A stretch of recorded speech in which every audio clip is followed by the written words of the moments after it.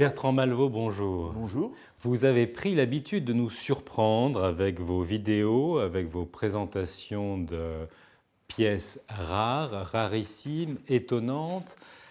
Vous avez eu l'occasion de nous présenter des choses très intéressantes. Je ne savais pas encore que vous faisiez dans la friperie. Vous allez nous raconter une histoire étonnante à partir d'un simple blouson en cuir. Alors en effet, c'est un blouson en cuir et à première vue, on pourrait imaginer qu'on a retrouvé ça chez un fripier en ayant racheté à des bikers qui auraient sillonné les routes de France à moto, sur des Harley-Davidson par exemple, avec ce type de blouson.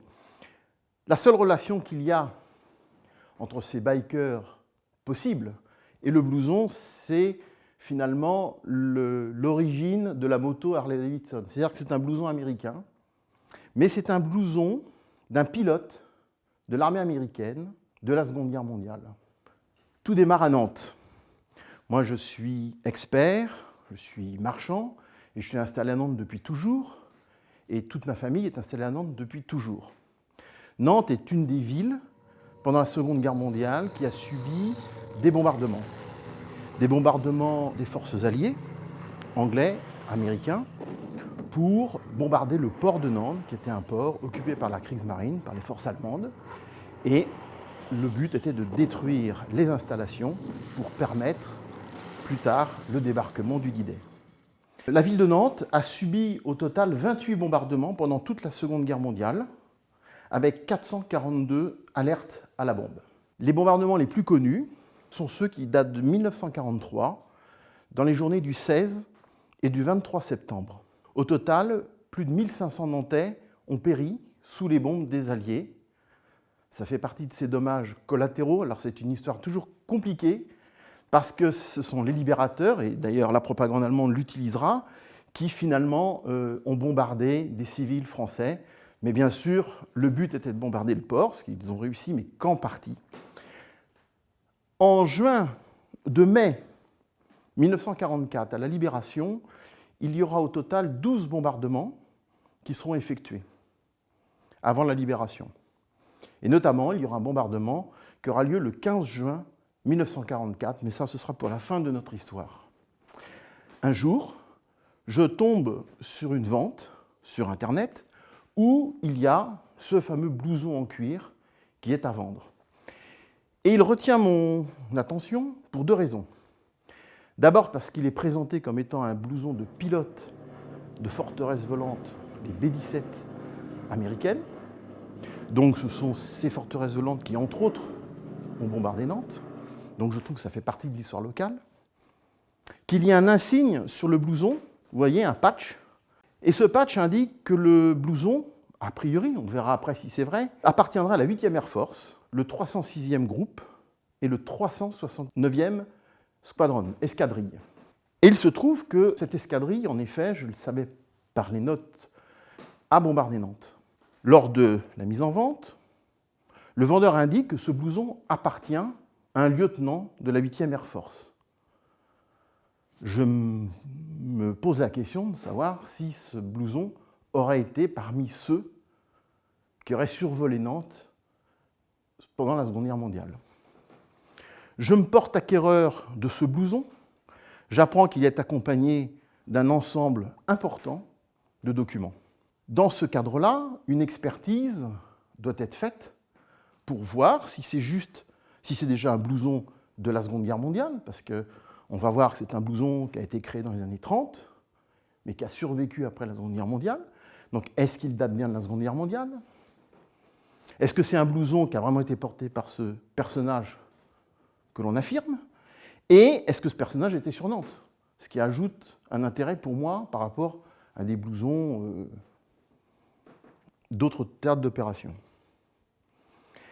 Lorsque j'achète le groupe, je vais m'intéresser en premier lieu au blouson, à l'analyse de l'objet. C'est un blouson de pilote de l'armée de l'air américaine, c'est le modèle A2. Les blousons américains, il y en a eu un certain nombre de modèles, on va dire 3 principaux, 5, puis des variantes. Le modèle appelé A2 est créé en 1931 Il est fabriqué pour l'armée américaine et exclusivement pour l'armée américaine. Au départ, il est fabriqué en cuir de cheval. La guerre va augmenter la demande, donc il sera par la suite fait en peau de chèvre ou de vachette. On l'a déjà dit plusieurs fois dans certaines vidéos, tous ces objets militaires sont d'abord des objets de guerre, des équipements, des uniformes qui doivent avoir une utilité. On voit bien qu'un blouson de cuir pour un pilote, on imagine bien que dans les airs, il faut se protéger du froid, du vent, etc. Mais il y a aussi un côté prestige. Et quand l'armée américaine choisit d'adopter ce blouson, c'est un blouson qui est très moderne pour l'époque. Je pense que beaucoup des gens qui nous regarderont auront ce blouson dans l'œil. On a parlé de motard en France, mais c'est un blouson qui est toujours porté par certains. Mais à l'époque, en 1931, c'est un blouson qui est très moderne parce que vous avez sous le col des boutons pression, ainsi que sous les poches. Et ces boutons pression, ils ont l'avantage de bloquer le col et les poches pour le vent. Chez les aviateurs, c'est important. Et donc, ça rend le blouson rigide, un peu comme une coque. Il y a une fermeture mécanique à l'avant, ce qui est nouveau. Et en bas des manches et de la ceinture, des bandes en tricotine qui vont permettre, alors elles le sont un peu moins aujourd'hui bien sûr, mais qui ont un rôle élastique. Là aussi, on comprend bien, c'est une combinaison. Ça empêche le vent de rentrer et de refroidir le pilote ou l'officier, enfin, ou l'aviateur. L'examen de l'objet permet de voir que c'est un objet d'époque, Seconde Guerre mondiale, une construction, le cuir, le patch est bien cousu d'époque. Il y a les grades au niveau des pattes d'épaule. Les pattes d'épaule, c'est cette partie en cuir qui est cousue. Il y a la petite barrette de lieutenant. Donc, on a déjà un objet qui est d'époque. On va le confronter à l'ensemble des documents qui l'accompagnent, parce que rien ne prouve que tous ces documents, ces médailles, ces livrets, ces diplômes appartiennent à la personne qui a porté le blouson. C'est facile de reconstituer, enfin facile, c'est toujours possible de remettre des médailles avec un blouson et dire que c'est la même personne. Alors, on a déjà la photo de ce lieutenant à l'époque. Il est en uniforme d'officier de l'US Air Force. Il n'est pas avec son blouson, on est d'accord. Mais en étudiant tous les documents nominatifs de cet officier, on sait qu'il a en effet bien été affecté à cette escadrille. On a ici ses insignes, ses décorations, son insigne de casquette, à l'effigie évidemment des États-Unis d'Amérique, le patch de la 8e Air Force, son insigne breveté bombardier, sa plaque d'identité à son nom, donc c'est en aluminium, et on a le nom, le prénom Donald N. Carey. Deux décorations accompagnaient le lot. Il y a la médaille de l'air, et il y a une médaille pour la bravoure lors d'engagement pendant des missions en vol, des missions exceptionnelles. L'une a été créée en 1926, l'autre pendant la Seconde Guerre mondiale. Quand on prend ces décorations, parce que bien sûr il y en a eu beaucoup de distribuées, on se rend compte qu'elles sont toutes les deux gravées, attribuées au nom du lieutenant Carey. Donc on a un blouson qui correspond, tous les documents nominatifs, les décorations nominatives, sa plaque d'identité, ses photos. Alors ça c'est une reproduction d'une photo originale, parce que la famille a voulu garder la photo originale, bien sûr. Et il y a aussi d'autres documents que je n'ai pas mis là, où il y a toutes ces notes qu'il a prises pendant la Seconde Guerre mondiale. Quand j'ai acheté cet ensemble, j'ai questionné le collectionneur pour savoir où est-ce qu'il l'avait obtenu. C'était un collectionneur très intéressant, passionné, et souvent les collectionneurs ne sont pas que collectionnites. Il y a souvent des gens qui sont, historiens c'est peut-être un grand mot, mais enfin qui sont des chercheurs, qui sont des passionnés, qui vont faire des recherches sur les objets et qui vont essayer de retrouver les propriétaires de l'époque. Et ce monsieur, en fait, avait fait des recherches et il a réussi à aller aux États-Unis où il a rencontré Carey. Alors dans ce lot, il y a un petit album alors un album moderne, dans lequel ce lieutenant lui a fait des reproductions de ses photos d'époque. Et dans ces photos d'époque, on le voit en tenue de pilote. Alors, il y a différentes tenues, donc ce n'est pas forcément le blouson qui est là. Hein.